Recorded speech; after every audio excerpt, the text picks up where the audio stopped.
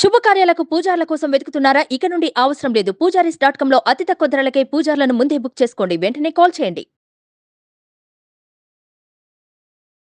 నమస్కారం, మీరు చూస్తుంది India's largest digital media network Suman TV. మనతో పాటు ఉన్నారు బ్రహ్మశ్రీ డాక్టర్ ప్రదీప్ జోషి గారు. నమస్కారం గురుగారు. శ్రీమాత్రే నమః.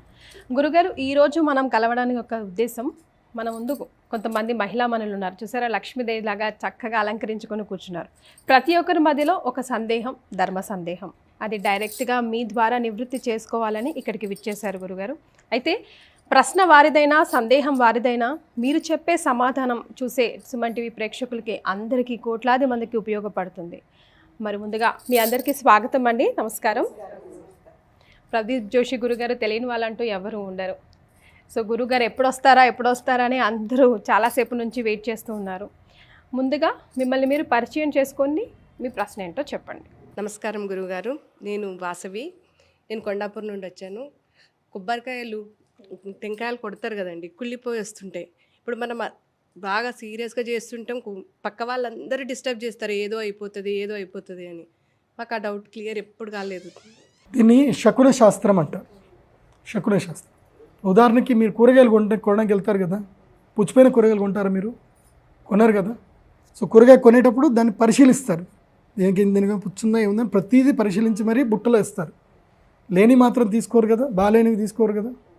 అట్లాగే శకున శాస్త్రం ఒకటి ఏం చెప్తుంది అని అంటే, మనకి కొబ్బరికాయలు వస్తాయి కానీ కొబ్బరిది ఎట్లుండదు మనకు తెలియదు కదా. దాంట్లో బేసిక్ ఏంటంటే, అంటే మేము మా కొబ్బరికాయలు కొట్టి మాకు ఎక్స్పీరియన్స్ అయింది కాబట్టి, మేము ఆల్రెడీ గుళ్ళో పూజారులం కాబట్టి, కొబ్బరికాయ చేతిలో పట్టుకోగానే లైట్ వెయిట్ ఉంటుంది. ఒకవేళ లైట్ వెయిట్ ఉంది అని అంటే అది పాడైపోయిందని తీసి పక్కన పెట్టేయాలి. మనకు ఆ విచక్షణ లేదు, కొబ్బరికాయ కొట్టాం, ఎస్, కొబ్బరికాయ పుచ్చిపోయి వస్తే గనక అది ఒక విధంగా శకునం, మంచిది కాదు, ఏదో కీడు శంకిస్తుంది. ఎస్, అది నిజం, శకున శాస్త్రంలో చెప్తారు. కొబ్బరికాయ కానీ, లేదంటే ఇప్పుడు ఉదాహరణకి కొన్ని మంచి పండ్లు ఉంటాయి, చూడ్డానికి బాగుంటాయి కానీ లోపల పుచ్చిపోయినవి ఉంటాయి. సో అలాగే ఇవి కూడా వస్తాయి. కాబట్టి అది అనర్థం. కాబట్టి ఏం చేయాలంటే ఇమ్మీడియట్లీ దానికి ఈజీ సొల్యూషన్. శకునం అంటే మళ్ళీ ఎక్కడికి వెళ్ళిపోయి ఏం చేయొద్దు. అలా కొబ్బరికాయ వస్తే ఏం చేయాలంటే కొబ్బరికాయ పక్కన పెట్టాలి, చేతులు కడుక్కోవాలి. వనమాలి గదీశాంకి శంకీ చక్రీ చనందకి శ్రీమన్నారాయణో విష్ణుర్ వాసుదేవో భిరక్షతు. ఈ మంత్రాన్ని 3 సార్లు అనాలి. అంటే అయిపోయింది, దోషం పోయింది. ఇంకా అర్థం ఏంటి గురుగారు షార్ట్కట్గా? ఇది కరెక్ట్, ఇది క్వశ్చన్. ఎందుకోసం అంటే ఇందాక చెప్పే కదా, చర్చ్ లోపల ఒక పదాన్ని 10 సార్లు చెప్తారు, ఇది అడగాలి. వనమాలి అంటే ఎవరైతే గనక నిత్య యవ్వనమైనటువంటి పువ్వులని ధరిస్తాడో, గది అంటే గదను ధరించి ఉంటాడు, అంటే ధైర్యవంతుడై ఉంటాడు. శాంకి శబ్దమును పూరిస్తాడు, అంటే గట్టిగా మాట్లాడతాడు. శంఖమును పూరించడం అంటే గట్టిగా మాట్లాడడం, బెరుకు అనేది లేకపోవడం. ఓకే, అంటే భయపడితేనే కదా మనం ఎక్కడ లాస్ అయ్యేది. మోమాటను పెట్టుకుంటే కదా మనం లాస్ అయ్యేది. నేను అందుకోసమే నా కన్సల్టేషన్ ఫీజు ఎవరైనా వస్తారు కదా, ఫస్ట్ ఫీజు కట్టరండి అని చెప్తాను. మోమాట పెట్టుకోండి. పెద్ద రాజకీయ నాయకులు వస్తారు, ఎంపీలు వస్తారు, ఫీజు కట్టరండి. నేను ఎంపీనండి, అయితే నాకు పర్వాలేదని మీరు ఫీజు కట్టరండి, నాకు మోమాటం లేదు, నేను శంఖం, నేను ఏదైనా మోమాటం లేకుండా మాట్లాడతాను. శంఖం ఎట్లాగైతే నిరర్గళంగా వెళుతుందో అలా మనం ప్రవర్తించాలి. వనమాలి అంటే నిత్య యవ్వనంగా ఉండాలి. అంటే ఆయన ఎందుకు వేసుకుంటాడు పువ్వులు అంటే, నీ మనస్సు ఎప్పుడు కూడా చైతన్యంగా పెట్టుకోవాలి, అంటే దేనికి దిగాలు పడకూడదు, ఏది జరిగినా జరుగుతుంది చూద్దాంలే అని ధైర్యంగా ఉండాలి, నిత్య చైతన్యంగా ఉండాలి. అందుకోసం అమ్మవారికి ఏం పేరు చెప్తారు? చైతన్య కుసుమప్రియ. ఆమెకి ఏ పుష్పం అంటే ఇష్టమో? చైతన్య కుసుమం అంటే ఇష్టం. చైతన్య కుసుమం అంటే ఏంది? మన మనస్సే. మన ధైర్యంగా మనం చిరునవ్వుతో ఏదైతే అమ్మవారిని పూజిస్తామో ఆ చైతన్య కుసుమం అమ్మవారికి ఇష్టం. కాబట్టి వనమాలి గది. గద అంటే ఏంది? బరువు. ఎంత బరువు అయినా ఎత్తుకోవడానికి నువ్వు సిద్ధంగా ఉండు. జీవితం సులభంగా పోతుంది అని మాత్రం అనుకోకు. అందుకోసం మనకి సిరివెన్నెల సీతారామ శాస్త్రి గారు, అంటే మా నాన్నగారు చనిపోయినప్పుడు నాకు చాలా విపరీత కష్టంలో ఉన్నాను నేను. అప్పుడు నాకు దేవుడే ఏమో తెలియదు కానీ సిరివెన్నెల సీతారామ శాస్త్రి గారు రాసిన పాట, ఇది సన్ ఆఫ్ సత్యమూర్తిలో, కష్టాలు ఎందుకు బరువుగా ఉంటాయి, నువ్వు వాటిని జీవితాంతం మోయలేవు కనుక బరువు అట్లాగే ఉంటాయని చెప్పేసాను. సో కన్నీళ్ళు ఎందుకు ఉప్పగా ఉంటాయంటే తీపి ఉంటే వదలవు కనుక అని చెప్పేసాను.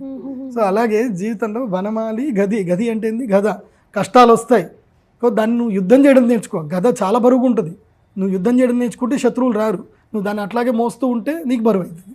సో దాన్ని తిప్పడం నేర్చుకో, అంటే సమస్యలతోటి నువ్వు ఎదుర్కోవడానికి నేర్చుకో. గది, శాంకి, శంకి, చక్రీచ నందకి. చక్రము అంటే సుదర్శన చక్రం ఉంటుంది.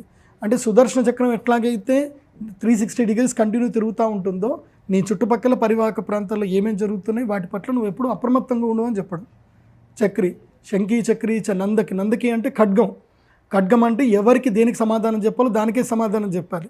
కర్రతోటి కొడితే కర్రతోటి సమాధానం చెప్పు, కత్తి పట్టుకొని వస్తే కత్తితోటి సమాధానం చెప్పు.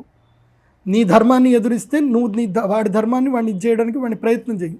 ఆ దేవుడు చూసుకుంటాడులే అని అంటే వేస్ట్. అది కృష్ణుడే దేవుడు, నేను దేవుడిని అని చెప్పి ఆయన చూసుకుంటాను ఉంటే కదా, ఆయన కూడా యుద్ధం చేశాడు కదా జరాసంధుడితోటి. సో వనమాలి గదీశాంకి శంఖీ చక్రీ చనందకి శ్రీమన్నారాయణో విష్ణువు వాసుదేవోభిరక్షతు.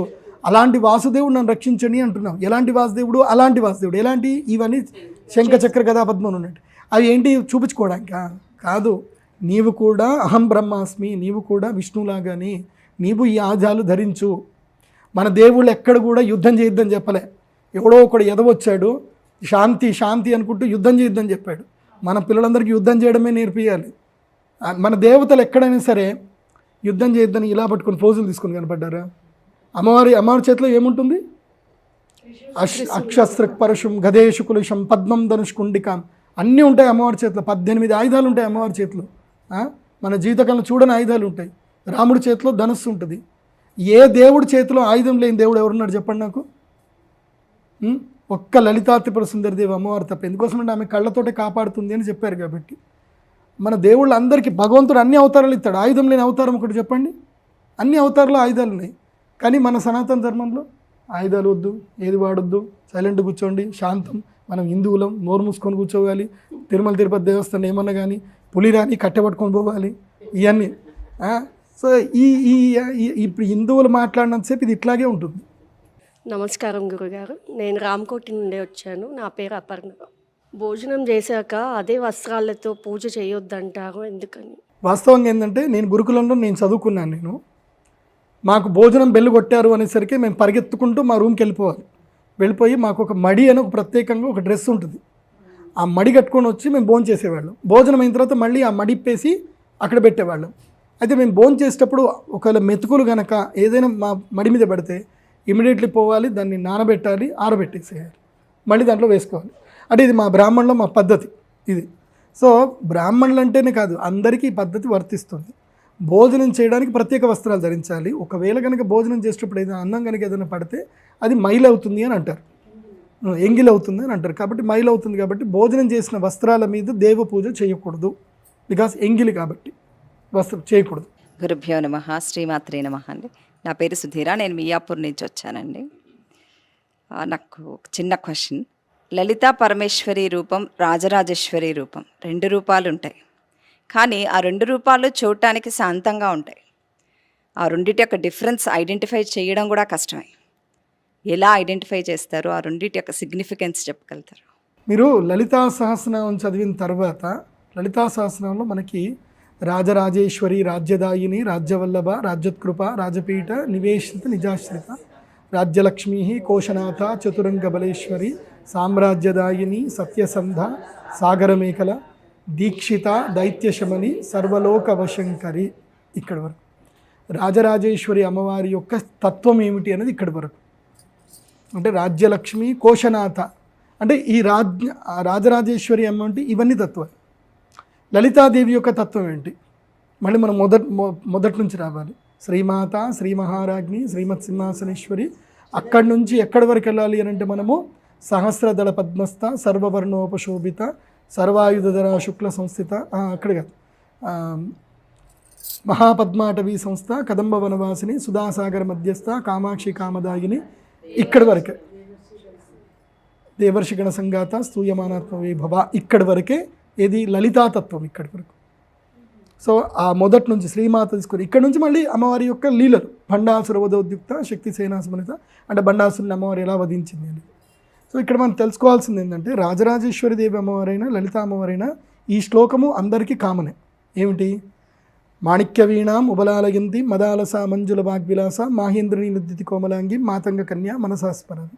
ఇది రాజ్యశ్యామల అమ్మవారికి. తర్వాత ఏంటి? చతుర్భుజే చంద్రకళావతంసే కుచోన్నతే కుంకుమరాగశోణే పుండ్రేక్షుపాశ అంకుశ పుష్పబాణచాప హస్తే నమస్తే జగదేకపాత. ఇది అమ్మవారి యొక్క తత్వం. అమ్మవారు మూలశక్తి స్వరూపిణిగా, భువనేశ్వరి అమ్మవారిగా, రాజరాజేశ్వరి అమ్మవారిగా, లలితా త్రిపుర సుందరిదేవి అమ్మవారిగా ఉన్నప్పుడు ఈమె చేతిలో కేవలం కూడా ఆయుధాలు ఉండవు. ఏది ఇక్షుచాపము, తర్వాత పుష్పములు, తర్వాత పాశము, అంకుశం, అంటే ఇవి మాత్రమే ఉంటాయి. ఇవి లలితాదేవి అమ్మవారికి కానీ, రాజరాజేశ్వరి అమ్మవారికి కానీ, భువనేశ్వరి అమ్మవారికి కానీ ఇవి సరిసమానమే. ఇందులోపల తేడా ఏమీ లేదు. కాకపోతే రాజరాజేశ్వరి అమ్మవారు ఏంటంటే సమస్తమైనటువంటి రాజ్యాన్ని మొత్తం కూడా చూసుకునేటువంటి ఆవిడ ఆమె. భువనేశ్వరి అమ్మవారు మహామంత్రి. కానీ మూలశక్తి ఎవరు? శ్రీ శ్రీ లలితా పరాభట్టారిక అమ్మవారు. దీని లోపల తేడా ఒక్కటే తెలుసుకోవాలి. లలితాదేవి అమ్మవారు ఏంటంటే కామేశ్వరాంకస్థ నిలయ. లలితా అమ్మవారు ఎక్కడ ఉంటారు అంటే కామేశ్వరుని యొక్క అంకము పైన కూర్చొని ఉంటారు.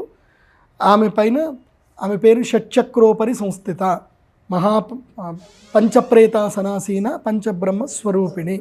ఈ తత్వ అంటే 5 కోడల మంచం మీద కూర్చొని ఉంటే లలితాదేవి అమ్మవారు, మామూలు సింహాసనం మీద కూర్చొని ఉంటే రాజరాజేశ్వరి అమ్మవారు. అదే రాజరాజేశ్వరి అమ్మవారికి మూలశక్తి స్వరూపంగా ఉంటే భువనేశ్వరి అమ్మవారు అవుతుంది. అది లలితా సహస్రనామము చదివేటప్పుడు మనం ఏం చేయాలి అంటే సౌభాగ్య భాస్కర భాష్యం అని ఒకటి ఉంటుంది, అది పుస్తకం తెప్పించుకోండి.